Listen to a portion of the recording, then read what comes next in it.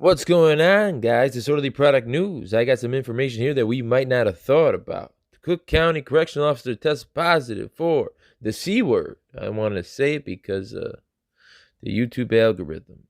Cermak Hospital, Cook County Correctional Officer. Cermak Hospital is the hospital wing for Cook County Jail. Chicago, CBS, a Cook County Correctional Officer has tested positive for the C word.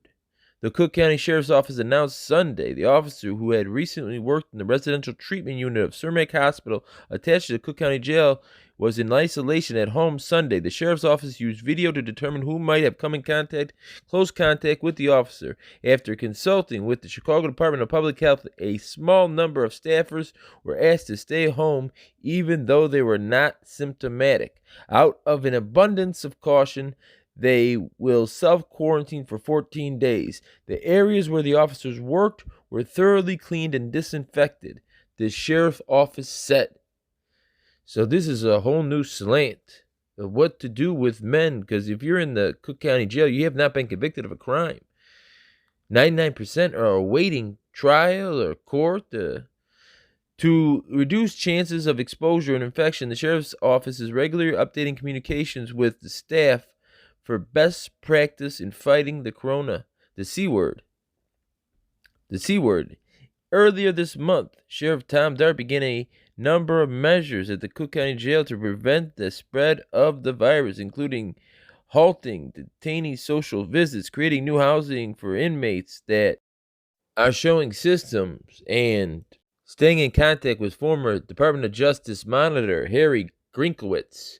The C word has already made its way into correctional facilities around the country, including Georgia, Michigan, New Jersey, and New York. The sheriff's office said it is prepared to respond if any detainees or additional staff contract the C word. Meanwhile, in a court hearing on Monday morning, the Cook County Public Defender will be making emergency petitions in the wake of this pandemic. I can only imagine that he's asking that all lower-level prisoners, nonviolent drug offenders, be released on an I bond. I can only imagine, let's say, drunk drivers released on house arrest. Try and get as many of those people that have victimless crimes, that have nonviolent crimes, that we've been going back and forth with for years about the war on drugs, get them out of those jails. As there's nowhere you can go. You're in a very confined space with a lot of people. Cook County Jail is the largest single-site jail in the nation. Now, if you remember where I was at for James Gibson Historical Certification of Innocence, that's a Cook County Criminal Courts building. It's connected to the jail through underground tunnels. They're all on the same block. I'm going to have somebody come on who has a relative in the Cook County Jail right now. They're awaiting sentences. They've already been convicted of first-degree murder. But there are several questions about the investigation and even more so, the trial. But she's going to get on and tell us what life's like in there for her relative. What are they doing? What are the precautions they're taking? I'm going to try and talk to her tomorrow live. The Department of Justice stepped in 2008 and did a scathing review for Eighth Amendment right violations. There was class action lawsuits. They said it was horrendous sanitary conditions, that there was no protection from the inmates, from other inmates and or guards, bites by rodents while inmates were sleeping, 3 men to a cell while one had to sleep on the floor. The people that slept on the floor got $1,000 in the class action lawsuits. Painful STD testing. That was something called the D doctor. The D doctor was a man who sat in a chair and took a Q-tip and shoved it in the hole below a man's navel, above his kneecaps all day long. Next, shove in the hole, take it out. Next, shove in the hole, take it out. Next, literally an occupation, a job, born in the depths of hell. You could not make me do that. Anyways, I'm going to try and get a family member on who has a family member in Cook County Jail right now. He just got sentenced. He just got found guilty He's awaiting being sentenced.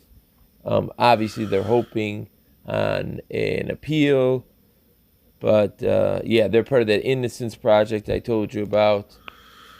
Let's see, I'm going to get around and see what's going on inside the jails. What precautions are they taking, especially now that people are coming down with it?